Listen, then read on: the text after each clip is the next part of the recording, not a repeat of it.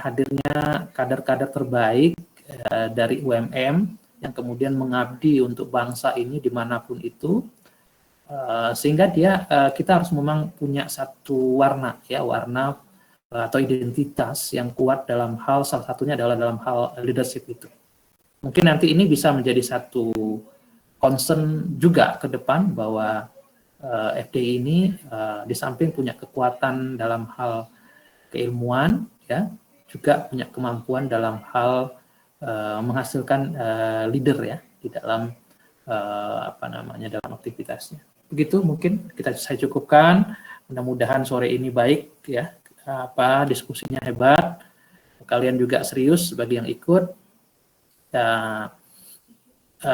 Manfaatkan waktu libur pun juga daripada main game atau kemudian nonton YouTube atau TikTok kan, ya mendingan ikutan ini gitu ya, nambah ilmu terus begitu. Oke, cukup saya akhiri. Wassalamualaikum warahmatullahi wabarakatuh. Waalaikumsalam warahmatullahi wabarakatuh. Terima kasih atas sambutannya. Baik, teman-teman semuanya, untuk memasuki inti dari acara hari ini, saya harap semuanya sudah siap ya untuk membahas topik yang sangat luar biasa dan menarik sekali, yakni mengenai menumbuhkan dan mewujudkan jiwa kepemimpinan untuk diri sendiri dan juga lingkungan. Dan kita akan membahas materi ini dari dua pembicara yang sudah sangat luar biasa.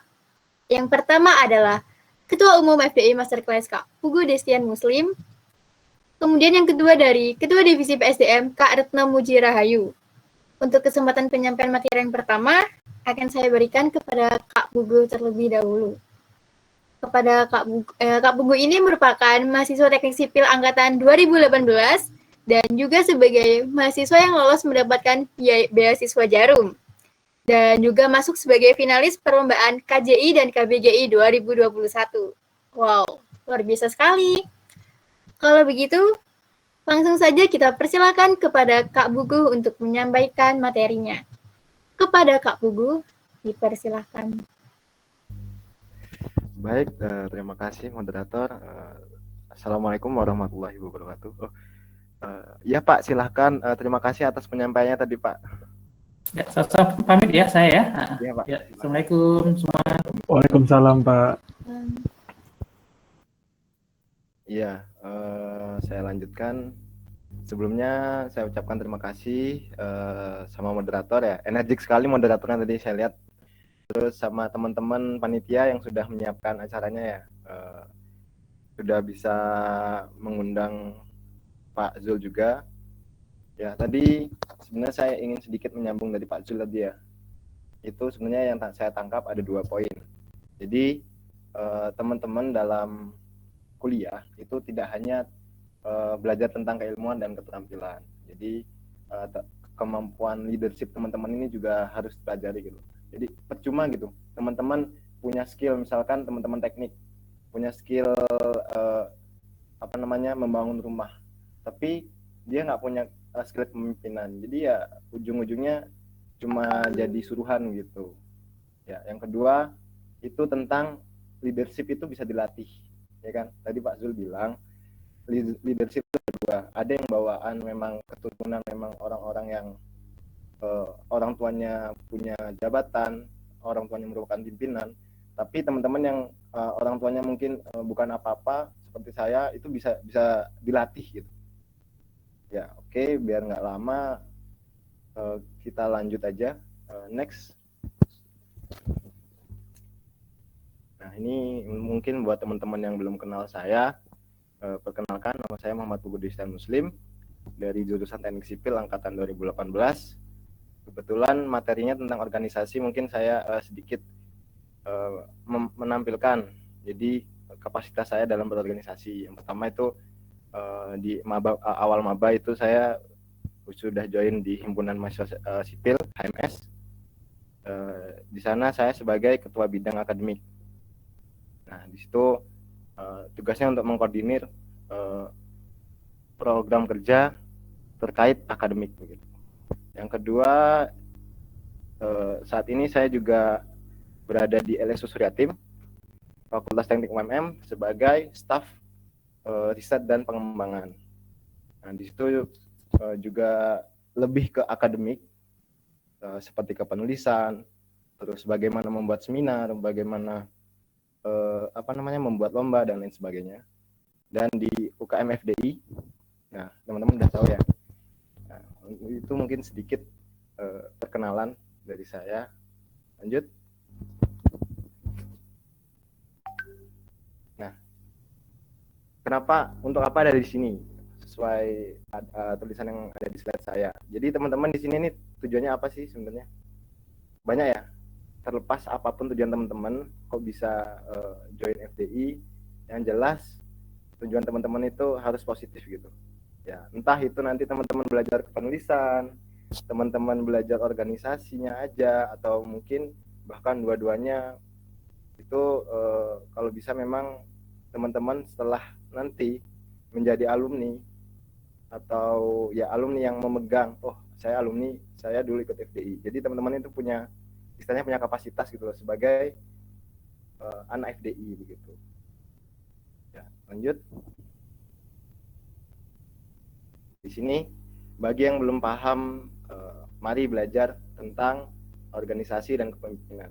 Jadi mungkin yang belum, mungkin FDI adalah organisasi pertamanya, ya ayolah kita belajar bareng-bareng tentang apa itu organisasi, apa itu kepemimpinan, dan lain sebagainya. Lanjut.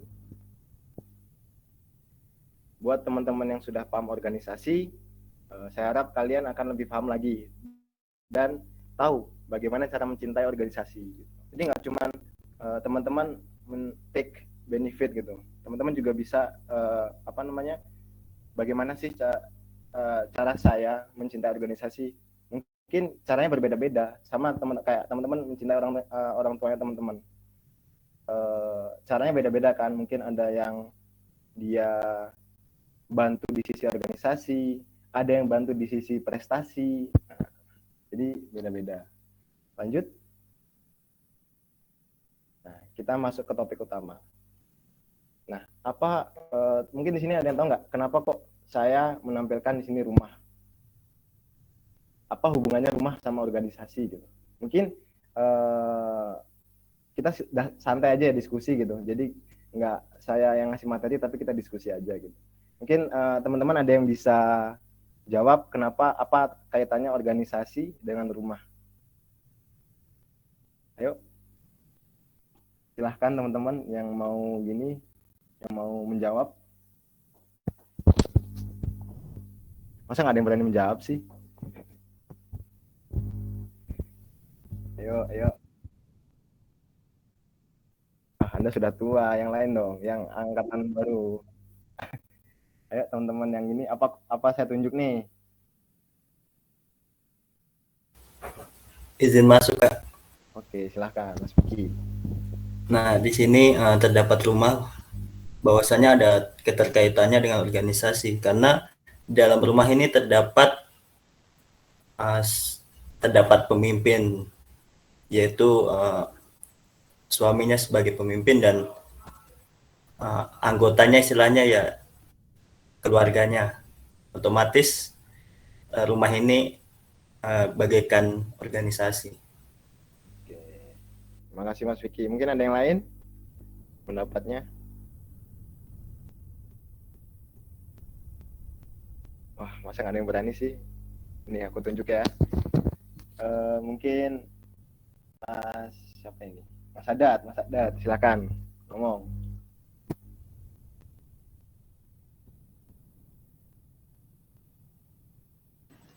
Iya Mas. Apa itu?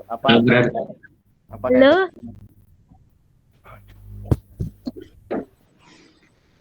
Pinter Mas Bogo ya. Merujuk kepada rumah gitu dengan apa fakultas dengan apa itu namanya, yaitu teknik sipil gitu. Mungkin menurut Mas Bogo itu ya, organisasi itu bagaikan rumah. Rumah tidak akan berdiri tanpa fondasi tersebut kan. Kita harus kerjasama gitu agar kita memiliki tujuan dan tujuan yang sama dalam berorganisasi. Oke, terima kasih Adat. Ya, beda-beda ya definisinya ya. Kenapa kok ya rumah tuh banyak, memang setiap orang punya filosofi masing-masing tentang rumah dan organisasi. Ya, jadi organisasi itu bagian rumah. Jadi apa namanya, di dalam rumah pasti terdiri dari ruangan-ruangan yang mana fungsi ruangan itu pasti berbeda-beda. Nah, tapi tidak melepas dari tujuan rumah tersebut dibangun gitu. Mungkin next.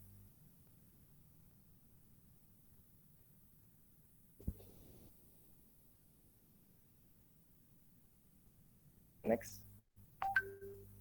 Nah, ini adalah kita gitu. Jadi yang saya bilang sebelumnya, di dalam rumah pasti ada ruangan-ruangan yang mana kalau diibaratkan dalam suatu organisasi itu adalah divisi-divisinya gitu.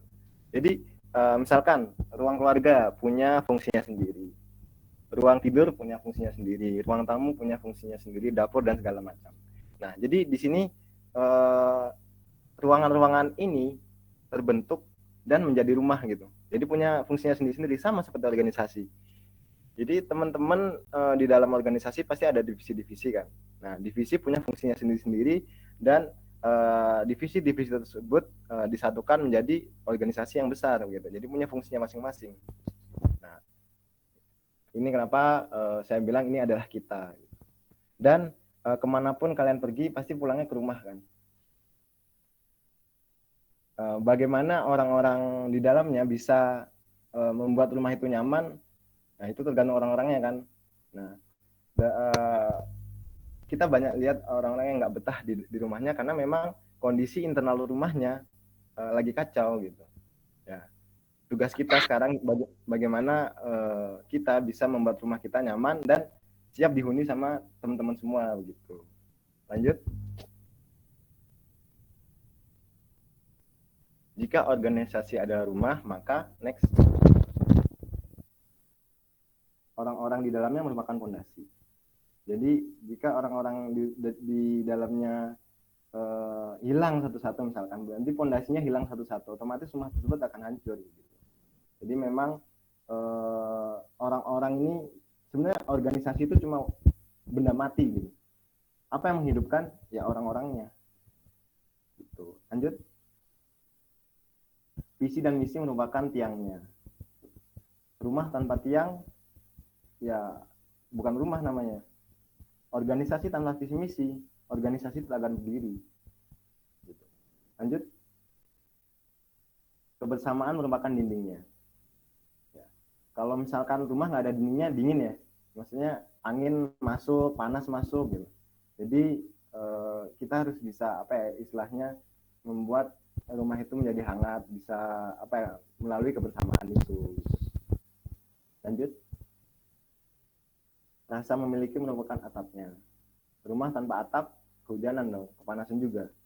Nah, begitu juga organisasi.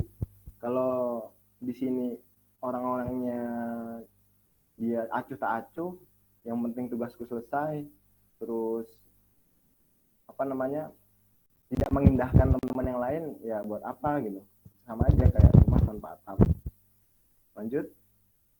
Kegiatan merupakan perabotannya. Nah, ini apa supaya rumah-rumah ini kelihatan estetik gitu kan ya, harus ada perabotannya, terus fungsi-fungsinya juga. Lanjut. Nah, keinginan hati para pemiliknya merupakan interior. Ya, jadi keinginan hati ini maksudnya seperti tujuan teman-teman di rumah ini apa sih sebenarnya. Jadi kalau misalkan tujuan teman-teman bagus ya rumahnya interiornya bagus. Kalau tujuan teman-teman misalnya apa gitu, aku masuk FDI cuman apa ya gabut gitu ya, jadi ya tahu sendiri teman-teman interiornya bakal bagaimana outputannya. Lanjut. Jadi organisasi itu apa? Nah, ini mungkin rangkuman dari menurut para ahli ya. Menurut Stephen Robin, organisasi merupakan kelompok atau kesatuan dalam kehidupan sosial yang dikoordinasikan dan dilakukan dengan sadar, yang dibatasi oleh hal yang relatif bisa diidentifikasikan dan selanjutnya.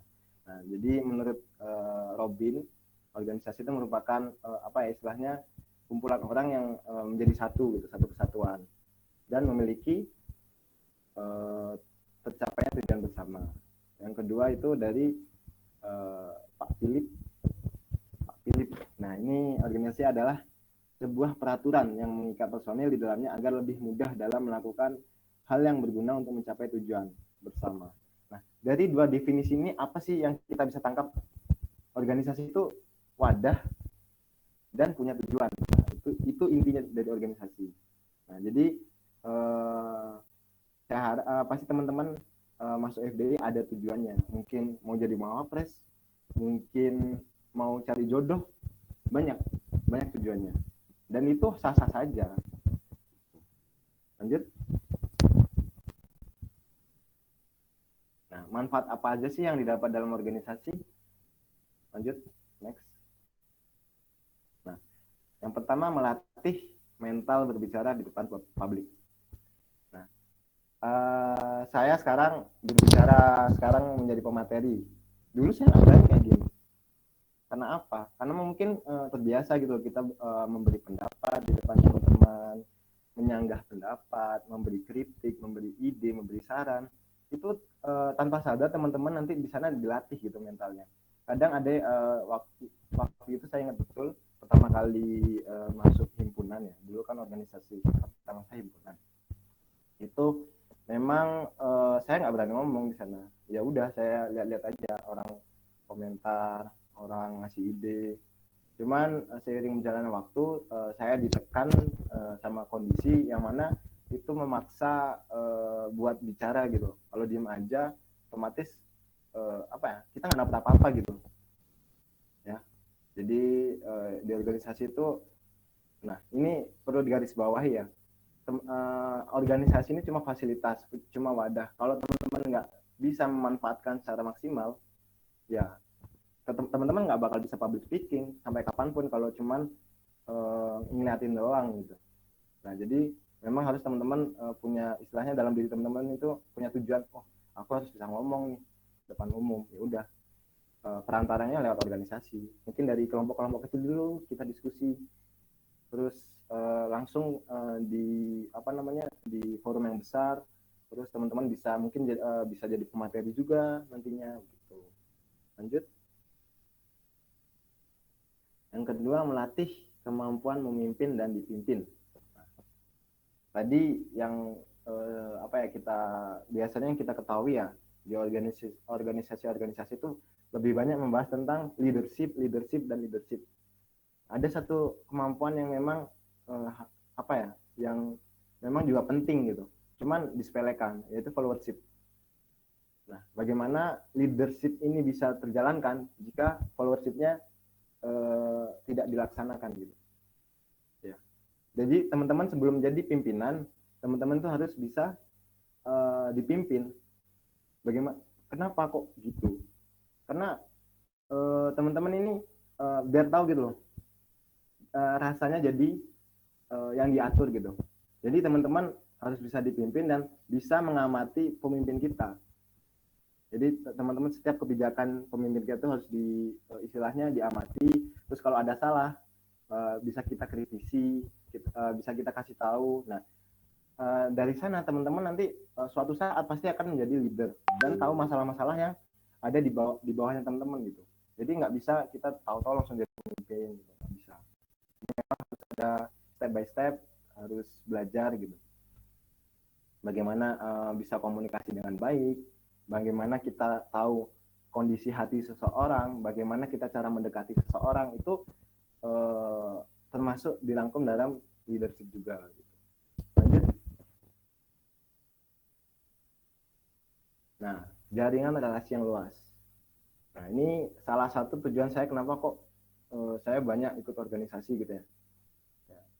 Bedakan teman dan relasi ya. Kalau teman ya biasanya kalau kita ngopi-ngopi itu teman ya, maksudnya circle gitu ya, circle. Kalau relasi ya suatu saat kita misalkan ada project itu pasti kita butuh relasi. Dan memang misalkan nih kemarin itu kan saya ikut istilahnya ikut conference gitu ya, conference di institut di Jawa Barat. Nah, di sana saya ketemu sama kampus-kampus lain. Nah, memang tujuan saya di sana nyari relasi.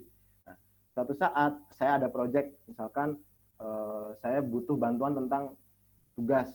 Jadi saya bisa menghubungi teman saya yang tadinya cuman apa ya, istilahnya basa-basi, terus sekarang jadi punya relasi yang luas.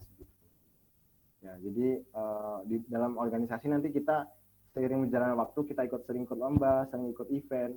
Di situ kita bisa dapat teman-teman dari kampus lain gitu. Relasi juga ke senior. Misalkan di FDI kan banyak nih, kebetulan banyak mawapres yang mewakili UMM. Nah, di situ kita bisa belajar, oh Kak, gimana sih caranya jadi mawapres? Syaratnya bagaimana, kualifikasinya seperti apa, dan sebagainya gitu. Lanjut. Menjadi nilai plus saat bergabung di suatu instansi. Nah, teman-teman kan setelah lulus dari kuliah ini pastinya mungkin ada tujuan lagi lah. Buat cowok-cowok pasti kerja lah ya. Nah, kalau cewek-cewek opsional. Biasanya ada yang langsung nikah, ya kan, nikah muda kan lagi tren tuh. Terus ada dan lain sebagainya lah, mau dagang dulu kayak mau apa. Nah, buat yang mau join instansi, mau belajar itu, wah, 5 menit lagi ya. Itu bisa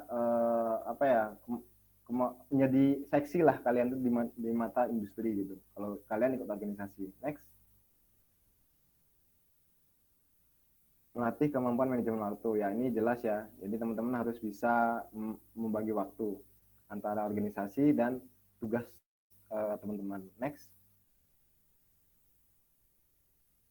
Melatih kemampuan problem solving. Nah, ini yang saya bilang tadi, teman-teman harus bisa terjun langsung, dan situ tanpa sadar teman-teman pasti ternyata kebijakan ini salah, ternyata kayak gini nggak benar. Nah, itu teman-teman nggak sadar itu udah melatih kekritisan teman-teman.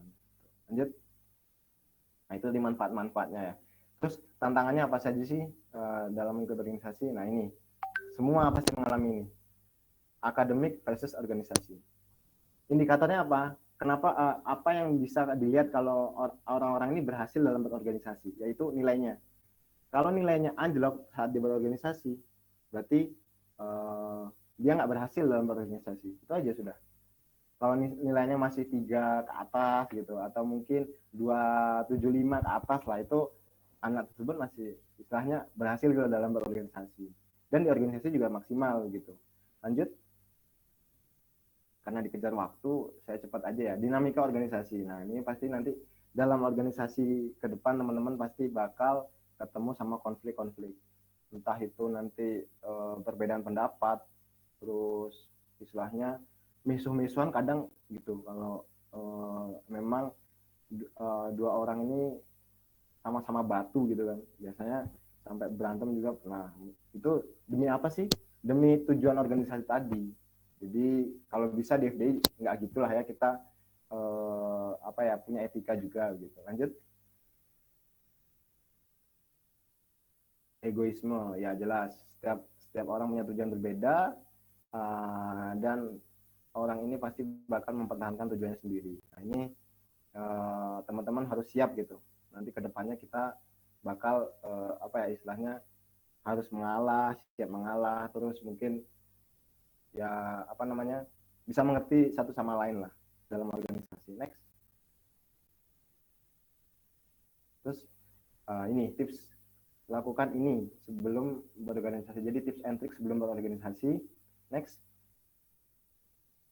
Yang pertama itu set goal, pilih organisasi yang sesuai tujuanmu. Jadi kalau misalkan tujuannya teman-teman memang bisa menulis, ya FDI bukan tempat yang salah. Kalau teman-teman bisa pengen manjat tebing, ya salah teman-teman masuk FDI gitu kan. Kalau mau arum jeram ya salah gitu. Jadi harus sesuai dengan tujuan teman-teman. Next. Pahami budaya organisasi yang kamu tuju. Ya jelas ya. Jadi setiap organisasi punya budaya, dan sebelum kita masuk organisasi tersebut kita harus paham budaya-budaya.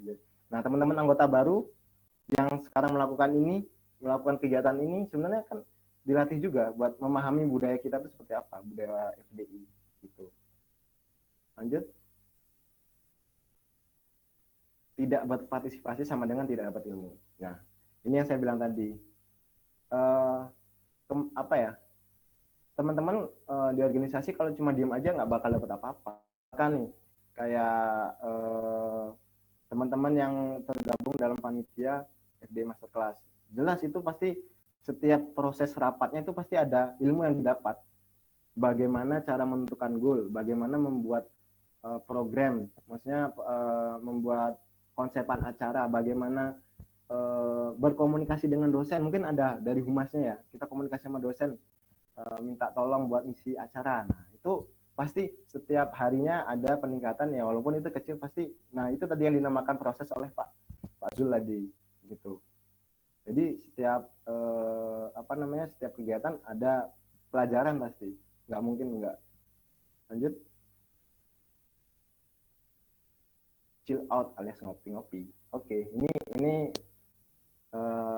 sepele, klise tapi penting gitu. Jadi kalau misalkan teman-teman di organisasi, nah itu istilahnya kita butuh kedekatan emosional. Bagaimana cara membangun kedekatan emosional itu ya ngopi-ngopi.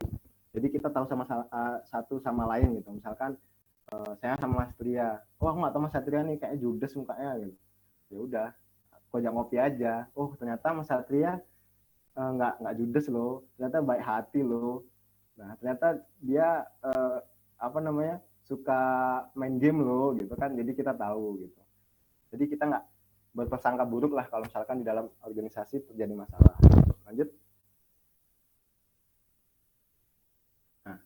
Nah ini terakhir ya, kenapa kok di UKM FDI, kenapa kok kita kan banyak nih organisasi nih, ada DIMPA, ada Taekwondo, ada ILF, ada ISEC dan lain sebagainya. Kenapa kok di FDI? Next. Yang pertama, next. Kegiatan kita berjalan dengan sesuai dengan Tridharma Perguruan Tinggi. Jadi kegiatan di FDI itu uniknya tuh kita tuh kegiatan tuh sejalan gitu. Di sini teman-teman ada yang hafal nggak Tridharma Perguruan Tinggi itu apa aja? Ya. Ada penelitian, pengabdian, pengembangan.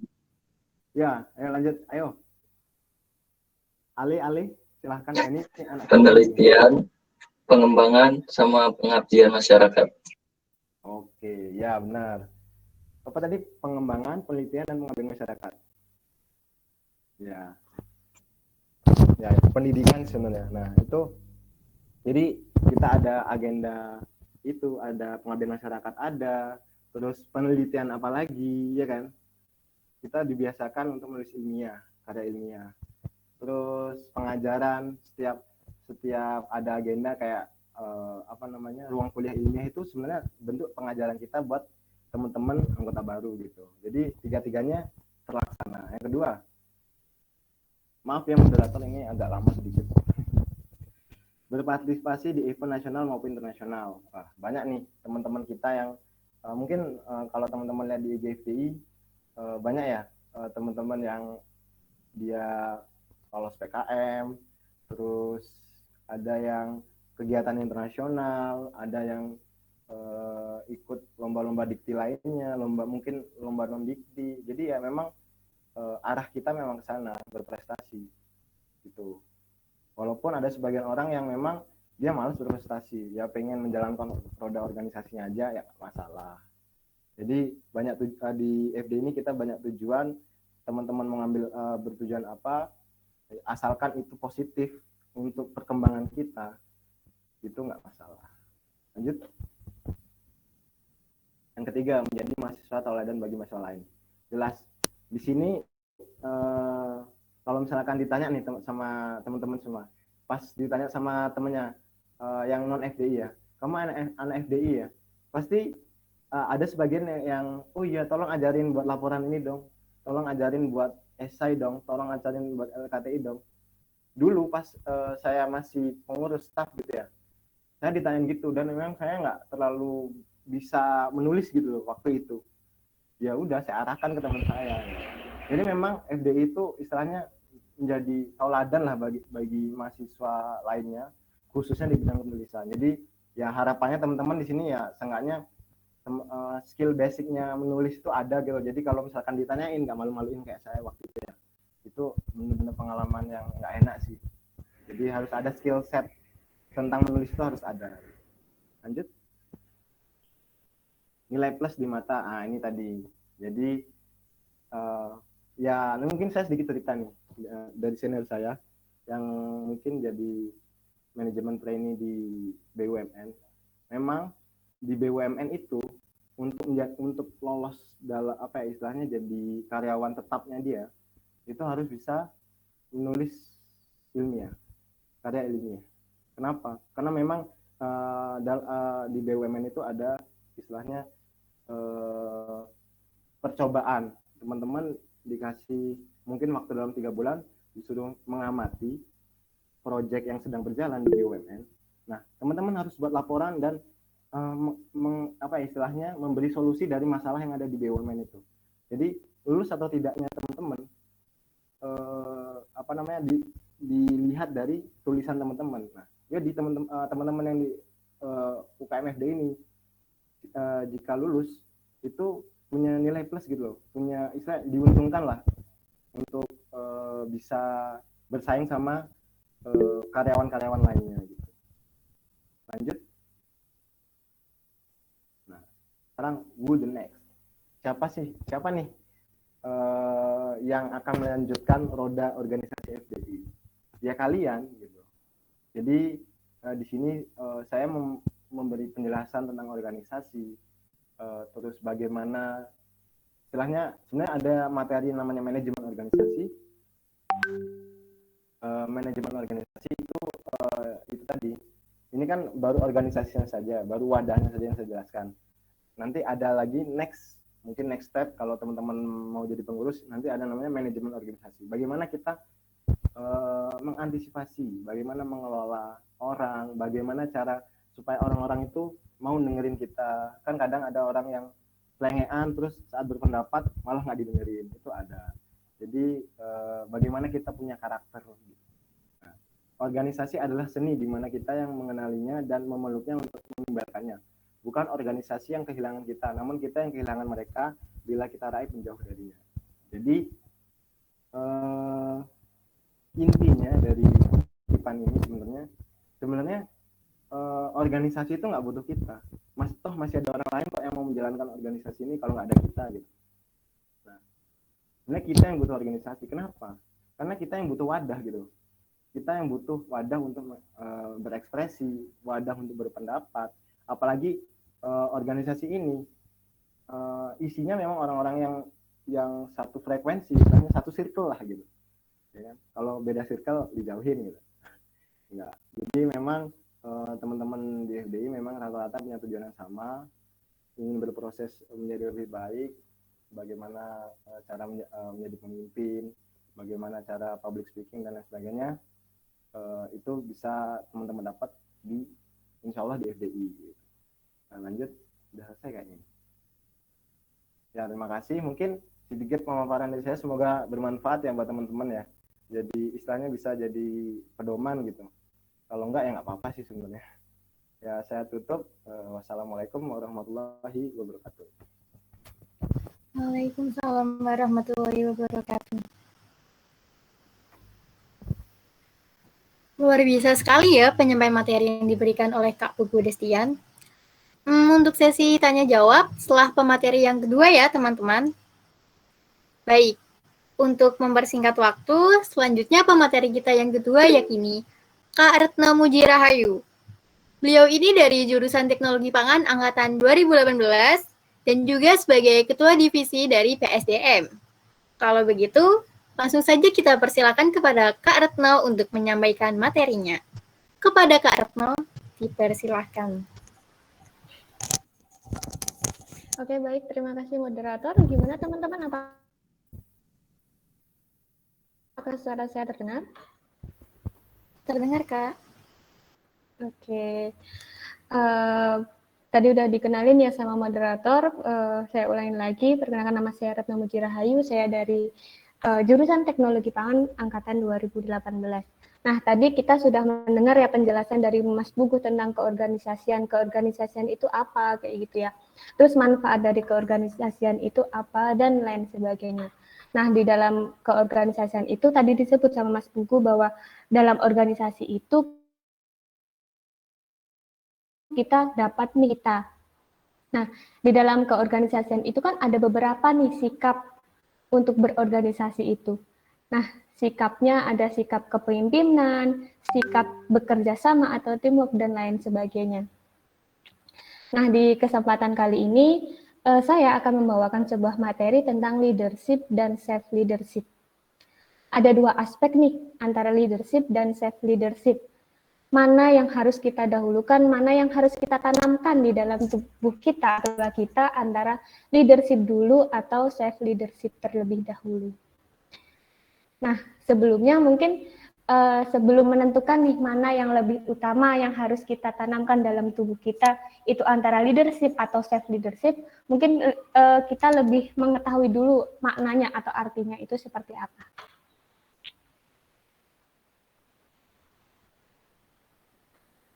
Nah, menurut Yudiat Maja pada tahun 2013, dia itu menuliskan di dalam jurnalnya bahwa leadership itu dibagi menjadi 3, yaitu self-leadership, team leadership, dan organizational leadership. Nah, tadi sudah dijelaskan ya sama pembina kita, Bapak Zulfatman, apa sih itu pemimpin? Pemimpin itu adalah pelopor di suatu wadah, suatu organisasi untuk mencapai suatu tujuan tertentu. Leadership itu apa sih kayak gitu? Self leadership itu adalah bagaimana sih cara kita itu memimpin diri kita sendiri, bagaimana sih cara menghandle diri kita sendiri, bagaimana mengatur pola pikir kita sendiri untuk menjalani kehidupan kita sehari-hari nih, biar berjalan dengan baik untuk meminimalisir sebuah kegagalan di dalam hidup kita. Nah, sedangkan untuk tim leadership itu adalah pemimpin di suatu kelompok. Jadi semisal nih teman-teman nih anggota UKM FDI itu mengikuti sebuah lomba karya tulis ilmiah. Nah, di situ pastikan ada sebuah tim, ada sebuah kelompok. Biasanya syaratnya terdiri dari 2 orang atau 3 orang sampai 5 orang. Nah, di dalam tim itu pasti leadership-nya. Nah, itu yang dimaksud dengan tim leadership. Sedangkan yang ketiga yaitu tentang organizational leadership. Nah, di mana dia adalah pemimpin di suatu organisasi yang tertulis secara struktural. Dia memiliki visi misi yang akan dicapai seperti itu. Next. Nah, sebelumnya ada sedikit quotes nih. Mustahil memimpin orang lain dengan maksimal jika tidak berhasil memimpin dirinya dengan baik. Jadi tidak ada orang yang bisa memimpin orang lain itu dengan baik, tapi dianya sendiri itu belum bisa memimpin dirinya sendiri. Jadi kita itu harus bisa memimpin diri kita sendiri dahulu, lalu baru bisa untuk memimpin orang lain.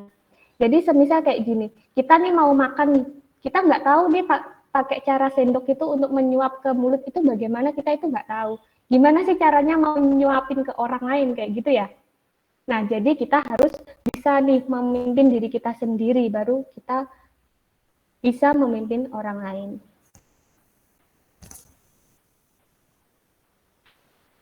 Nah, terus bagaimana sih caranya biar kita itu bisa menumbuhkan rasa self-leadership atau sikap self-leadership, cara memimpin pada diri kita sendiri? Nah, ini menurut saya ada 2 hal yang penting atau fondasi yang harus diutamakan sebelum yang lain, dari tujuan, partisipasi, dan lain sebagainya. Yang pertama itu adalah rasa bersyukur. Nah, rasa bersyukur ini tanpa jika. Jadi rasa bersyukur ini untuk mengecek diri kita, apakah diri kita itu sudah mau menerima diri kita itu apa adanya, kayak gitu. Diri kita yang memiliki potensi, bakat, dan lain sebagainya itu apa keadaan kita saat ini sekarang. Apakah kita itu pengen menjadi diri kita sendiri, versi terbaik kita sendiri, ataukah kita pengen menjadi orang lain? Nah, jadi kunci utamanya adalah bersyukur. Jadi bersyukur ini katanya Mas Puguh, organisasi tadi seperti rumah ya. Nah, kalau cara menumbuhkan sikap self-leadership ini, rasa bersyukur itu adalah fondasinya rumah. Ketika teman-teman ini tidak bisa bersyukur atas dirinya sendiri, teman-teman tidak bisa nih menumbuhkan rasa self leadership-nya pada diri kalian sendiri. Jadi rasa bersyukur ini adalah identitas diri kalian, fondasi kalian yang harus perlu teman-teman tanamkan pada dirinya masing-masing. Nah, tadi banyak yang bilang insecure kayak gitu ya. Ketika melihat teman kita yang banyak prestasi, kok teman kita bisa ya sampai ke luar negeri kayak gitu ya. Kita cuma hanya bisa melakukan insecure terus akhirnya menjadi minder, tidak percaya diri. Berarti dengan dirinya masing-masing, padahal dirinya masing-masing itu punya potensi, punya bakat yang sangat baik dan berlimpah kayak gitu. Tinggal gimana sih teman-teman caranya biar bisa berusaha melakukan hal tersebut kayak gitu. Kalau kita cuma insecure aja, nggak berusaha ya sama aja kayak gitu loh. Terus untuk yang kedua, selain kita bersyukur, kita harus mampu nih memaafkan orang lain. Ketika hati dan pikiran kita menjadi manusia ya, belum mampu memaafkan hal-hal yang negatif. Batin kita emosi, membenci orang lain, tidak suka sama orang lain, kita belum bisa nih memaafkan diri kita sendiri. Berarti ketika teman-teman belum bisa memaafkan orang lain, ketika teman-teman ingin memimpin orang lain, apa yang bakal teman-teman salurkan ke teman-teman yang akan teman-teman pimpin? Sedangkan hati dan pikiran teman-teman itu hanya berisi emosi, kebencian, rasa tidak suka, iri, dan lain sebagainya. Pasti yang teman-teman salurkan hanya emosi, kemarahan, rasa yang tidak suka, dan lain sebagainya. Kan sebagai anggotanya ya, sebagai followersnya, pasti nanti dia akan dapat imbasnya kayak gitu loh. Pasti yang teman-teman salurkan ke teman-teman anggotanya followers itu, ya bakal kebencian, kemarahan, ketidaksukaan, ya kasihan kan yuk. Setiap hari timnya itu hanya mendapatkan marahan dari leadernya saja kayak gitu. Nah, selain dua kunci ini adalah hal-hal yang sangat fondasi kayak gitu, hal yang dasar yang harus pertama kali ditanamkan di dalam diri kita. Selain cara menumbuhkan self leadership itu hidup mempunyai tujuan, harus respect dan lain sebagainya. Next.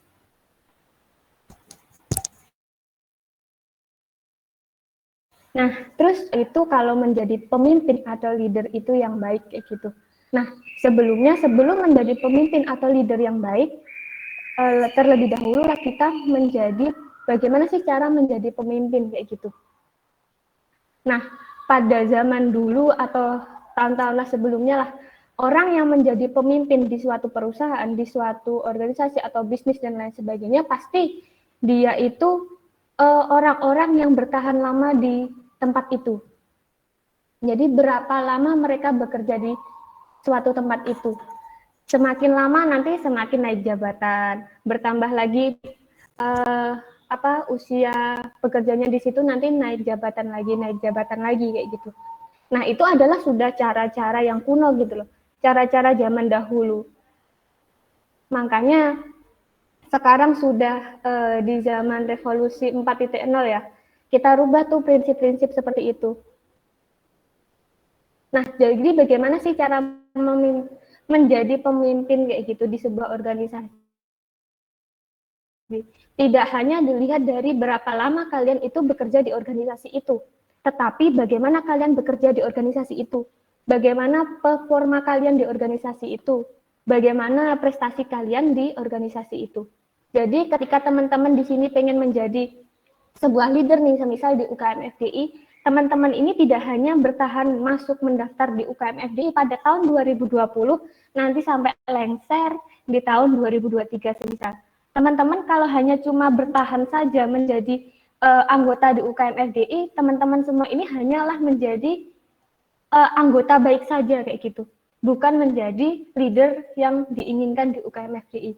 Jadi teman-teman ketika mendaftar di UKM FDI tidak hanya bertahan, hanya mendaftar sampai lengser, tapi teman-teman harus menunjukkan performanya itu di UKM FDI itu seperti apa. Prestasi apa yang teman-teman dapatkan di UKM FDI. Bagaimana sih teman-teman ini bekerja selama menjalani keanggotaan di UKM FDI kayak gitu. Jadi saya ulangi lagi, tidak hanya menjadi leader itu tidak hanya berapa lama kalian tuh bekerja, tapi tunjukkanlah bakat potensi kalian, performa kalian, prestasi kalian, bagaimana teman-teman itu bekerja dengan teman-teman yang lain di organisasi tersebut. Nah, selanjutnya nih,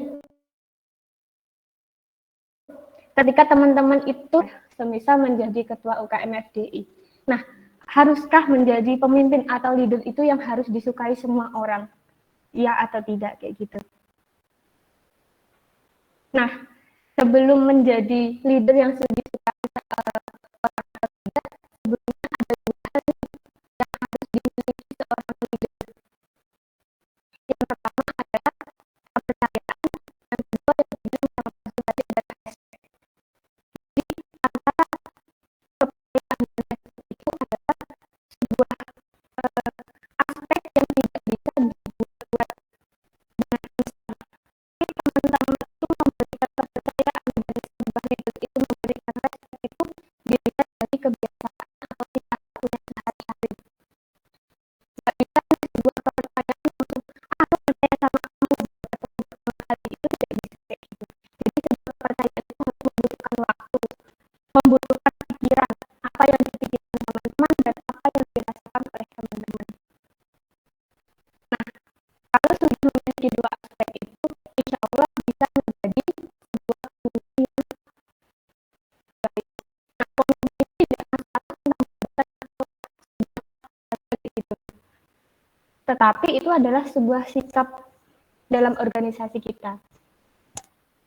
Nah, selanjutnya, haruskah menjadi leader yang disukai orang kayak gitu?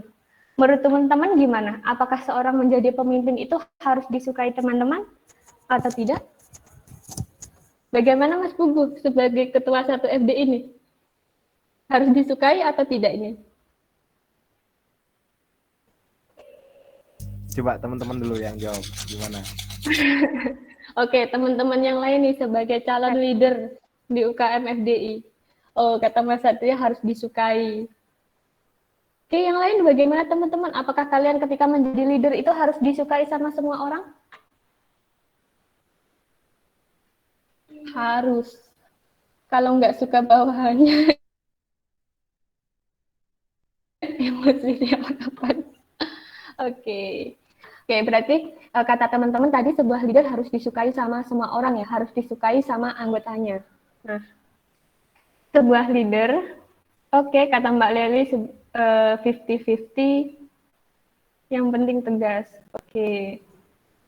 Nah, sebuah leader itu kan adalah pemimpin ya di suatu organisasi yang mempunyai tanggung jawab penuh di organisasi untuk mengembangkan timnya, untuk membuat timnya itu mandiri, membuat solusi, membuat timnya itu harus inisiatif kayak gitu ya. Nah, dalam proses mendidik timnya, sebuah leader itu dalam mendidik timnya, itu pasti dia memiliki langkah-langkah, memiliki metode yang mana itu menguras waktu, pikiran, tenaga, dan lain sebagainya dengan tujuan agar timnya itu berkembang. Nah, dengan langkah-langkah tersebut, dengan metode-metode tersebut, mungkin nih dari leadernya itu kan memberikan langkah-langkah ya, cara-cara untuk mencapai tujuan itu agar timnya itu berkembang. Tapi ada hal lain lagi, sebagai leader itu memiliki pikiran nih ketika si leader itu ingin mencapai suatu tujuan A agar timku ini berkembang kayak gitu. Banyak langkah-langkah yang diberikan kepada timnya, banyak menguras energi dan lain sebagainya. Tapi nanti di suatu hal leader ini mempunyai pikiran gimana ya nanti kalau anggotaku atau timku ini merasa tertekan gitu atas langkah-langkah yang akan saya ambil kayak gitu. Nah, di sebagian timnya pun juga memiliki pikiran, kok leaderku kok penuh tekanan ya di saya, kayak gitu. Nah, hal-hal tersebut itu juga membuat dilema sebuah leader kayak gitu. Apakah saya itu harus tetap melanjutkan langkah saya, ataukah saya berhenti di sini untuk tidak meneruskan langkah saya, kayak gitu. Nah, Jadi bukan dari kedilemaan tersebut bukan berarti kita itu berfokus kepada orang lain, tapi kita itu harus berfokus pada berfokus pada bukan dari diri kita sendiri gitu. Jadi kita nggak boleh fokus nih pada diri kita sendiri. Kita itu hanya memikirkan nanti anggota saya kok nggak join lagi ya. Terus takut juga nih si leader ini, takut dibilangin kok leadernya jahat ya, kok leadernya galak sih kayak gitu ya. Nah, leadernya kok kejam kayak gitu. Nah, semisalnya ada contoh ya, teman-teman mendatang kan sebentar lagi nih ada acara Rektor Cup ya di UKM FDI. Nah, nantinya itu panitia-panitianya kan ada dari anggota baru, apalagi nanti leadernya setiap si itu dari anggota baru seperti itu. Nah, semisalnya ada anggota baru menjadi leader di Rektor Cup, menjadi visal si CO-nya si acara. Nah, di sinya acara itu ada anggotanya nih, seniornya, pengurus. Nah, misal Mas Buguh kayak gitu. Misal saja loh ya Mas ya. Nah, Mas Buguh ini di dalam sinya itu seenaknya sendiri gitu loh. Nggak mau ngerjakan job desk-nya, nggak hadir rapat kecil, dan lain sebagainya. Nah, teman-teman anggota baru yang menjadi leader ini pasti akan melakukan suatu langkah kayak gitu. Antara langkah itu teguran ke Mas Pugu, ataukah hanya menghentikan langkah, membiarkan saja kayak gitu. Nah, pasti di anggota baru itu kan akan dilema ya, aku gimana ya, aku harus menegur Mas Pugu atau tidak ya, kayak gitu. Nanti kalau aku menegur Mas Pugu, aku takut nih dikata-katain sama seniorku. Aku takut nih kalau Mas Bugu malah nggak join nih di anggotaku, malah pergi keluar dari grup kayak gitu. Aku nanti dibilang anggota masih baru kok udah berani sama seniornya dan lain sebagainya. Itu contoh semisal satu. Terus contoh yang kedua nih, semisal ada ketua UKM FDI. Nah, UKM FDI kan selain dari organisasi kan ada juga dari kepenulisan, di mana anggotanya kan harus dituntut mau menulis kayak itu, mau berkarya, berprestasi kayak gitu.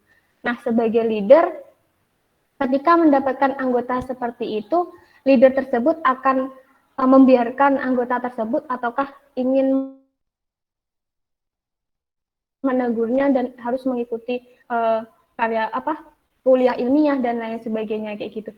Nah, ketika ingin melakukan sebuah langkah, pastikan leader itu juga mikir yang enggak gitu loh. Ketika aku nanti tak tegur, jangan-jangan anggota aku ini malah nggak join FDI kayak gitu loh. Malah keluar dari FDI kayak gitu dan lain sebagainya. Nah, ketika kita sebagai leader itu masih memikirkan, aku takut nih dikatain yang enggak sama seniorku. Aku takut nih timku nanti jadi kabur dari organisasiku. Aku takut nih jika aku ini dicap sebagai leader yang kejam.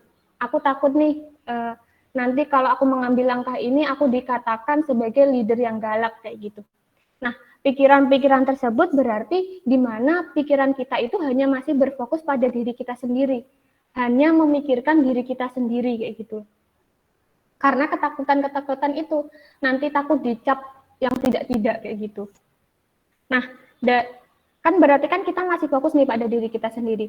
Nah, cobalah teman-teman ini berubahlah pikirannya, dialihkan kayak gitu.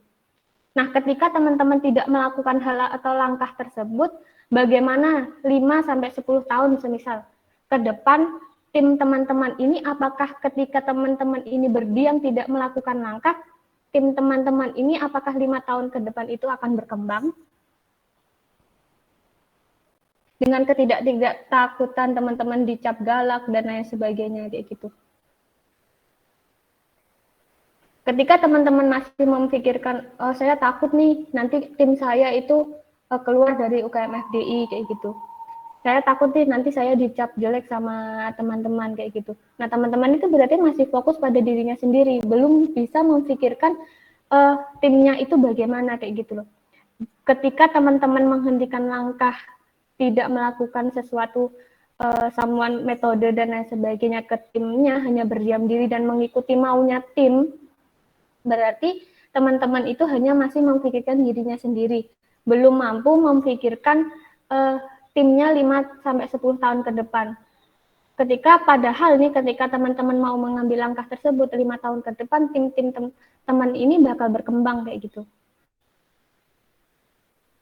Jadi mulai sekarang jangan berfokus pada diri kita sendiri, takut dan lain sebagainya, tapi pikirkanlah gimana tim kalian 5 tahun ke depan kayak gitu. Jadi menjadi leader itu tidak harus disukai sama semua orang kayak gitu. Tapi teman-teman harus memikirkan tim saya harus bisa berkembang ke depan itu gimana, agar bisa berinovatif itu gimana, agar bisa berpikir kritis itu gimana gitu. Jangan mau menurutin apanya maunya tim saja kayak gitu. Jadi fokus saja tujuan teman-teman menjadi leader itu apa kayak gitu. Next. Nah, selanjutnya benefit nih, manfaat dari leadership atau self leadership itu apa aja kayak gitu. Nah, manfaatnya dari di kita sendiri itu bisa disiplin, bisa public speaking, percaya diri, dan relasi dan sebagainya. Nah, menurut saya benefit ini adalah bonus dari proses teman-teman kayak gitu. Tanpa teman-teman ini melewati proses yang ada, teman-teman tuh nggak bakal dapat benefitnya kayak gitu. Jadi manfaat ini tuh hanya bonus teman-teman jika teman-teman itu mau melakukan. Kalau teman-teman tidak mau melakukan prosesnya, ya udah teman-teman nggak dapat benefitnya kayak gitu. Bukan berarti teman-teman udah daftar di anggota FDI, berdiam diri berapa lama kalian menjadi anggota FDI, kemudian lengser, belum tentu teman-teman itu dapat benefitnya kayak gitu. Tapi teman-teman di UKM FDI itu harus tahu nih bagaimana saya harus bekerja, bagaimana saya harus menunjukkan performa saya, bagaimana saya bisa berprestasi di UKM FDI. Pasti benefitnya itu akan dicapai kayak gitu. Ketika hanya berdiam diri, ya udah itu aja status menjadi anggota baik saja yang bakal teman-teman dapatkan di UKM FDI kayak gitu.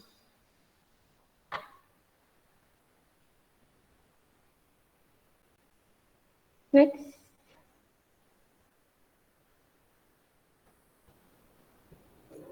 Oke, mungkin cukup sekian yang saya sampaikan, kurang lebihnya mohon maaf apabila ada kata-kata yang kurang berkenan di hati teman-teman, saya mohon maaf.